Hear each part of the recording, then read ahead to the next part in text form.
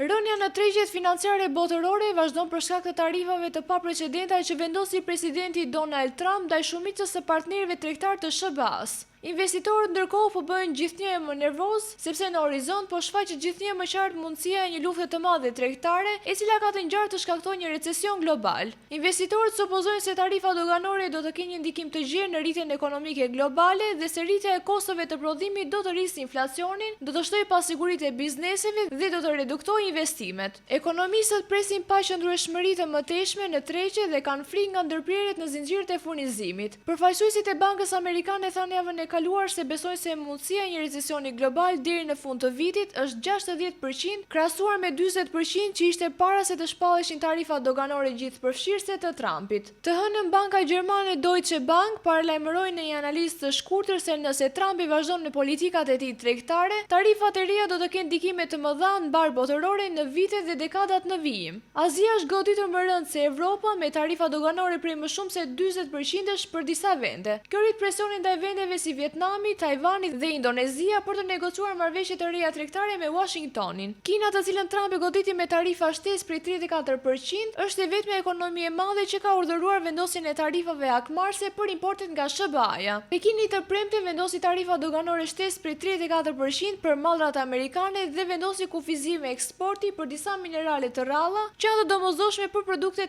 produktet e teknologjisë së lartë dhe pajisjet e energjisë së pastër.